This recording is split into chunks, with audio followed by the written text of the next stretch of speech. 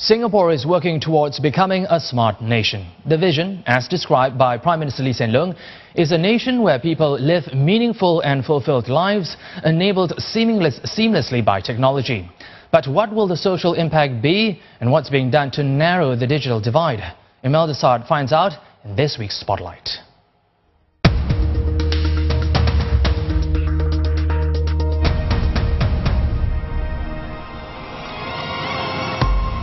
Imagine a life seamlessly enabled by technology, like the pages out of a science fiction novel.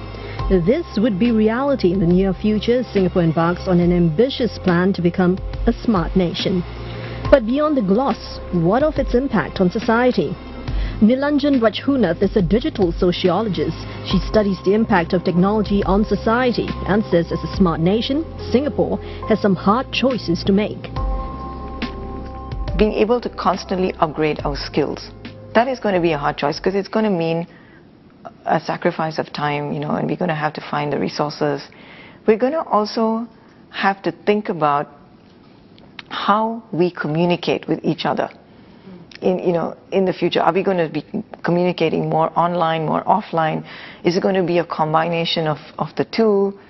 How do we best balance that out? The other tough choices we're going to have to make is also what kind of jobs we're going to have as we progress more and more towards a knowledge sharing society and, of course, a smart society. So how do we transition into new jobs? What jobs are going to go away? What newer jobs are going to emerge? One of the biggest challenges is the speed in which technology changes. Things are going to change very fast, much more than we are used to in the future. So we will never be 100% ready. Now, Singapore's mobile penetration rate is about 155%. That works out to more than one mobile phone for every citizen. Now, the residential wired broadband subscriptions have also been increasing over the years, peaking at over 1.3 million subscriptions in the first quarter of this year. So clearly, this is a highly wired nation. The challenge for this country is that it's also an increasingly graying population. The number of elderly citizens aged 65 and above are expected to triple to 900,000 by the year 2030. A team of multidisciplinary researchers at SIM University says the technology will have to adapt to meet the needs of this aging population for Singapore's smart nation to be truly inclusive.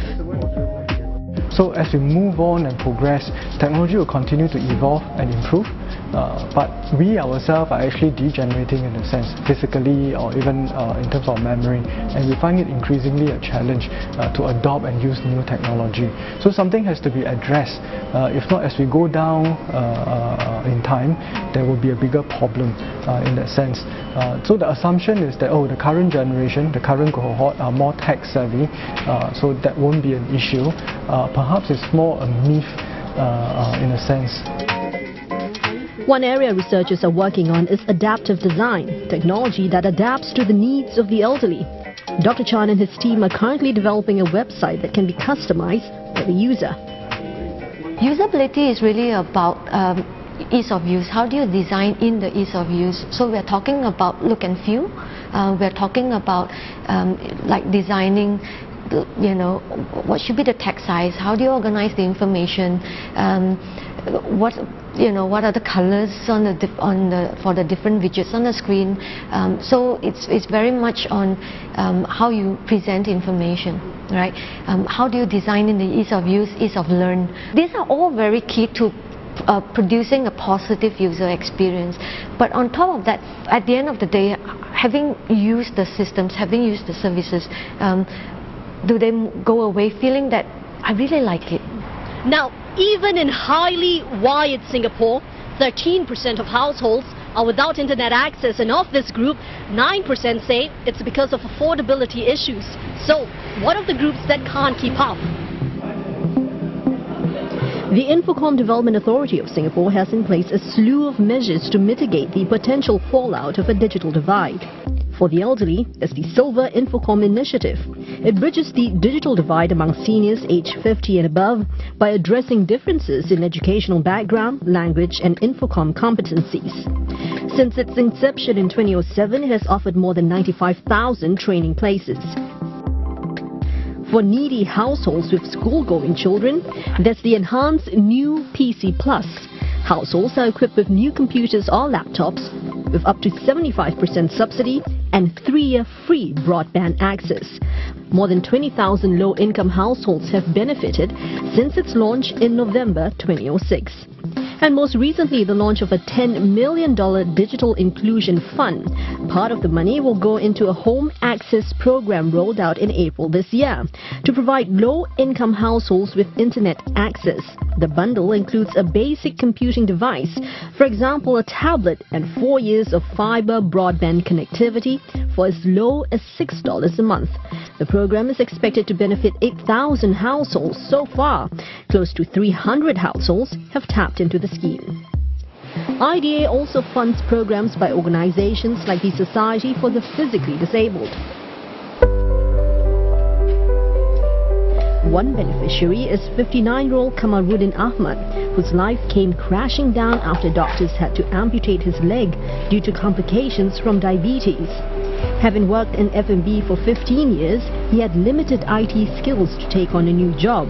Kamaruddin found help at SPD's Infocom Accessibility Center through an IT apprenticeship program, and today he's an administrator for a logistics company. If I don't go SPD, I might have a job, but not a decent job, I think. Not a decent job, not a decent salary what I have now. Dear Diary, today I dreamed of the future.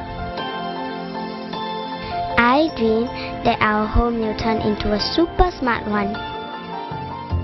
Smart Nation, to begin with, is for all citizens. The whole aim of Smart Nation for the government was to improve the quality of life for our people, using technology in a very much more pervasive way. And that meant using technology in things like transportation to make it easier for people to get from one place to another, using technology in things like healthcare with tele-rehab and telemedicine and robotic pharmacies. So these are all things that benefit our community. And it also benefits the least among our community. Now, those I spoke with say the good news is that while technology advances at such a fast rate, technology itself is becoming more user-friendly, making it easier for disadvantaged groups to connect, communicate and collaborate in a smart nation that's truly inclusive.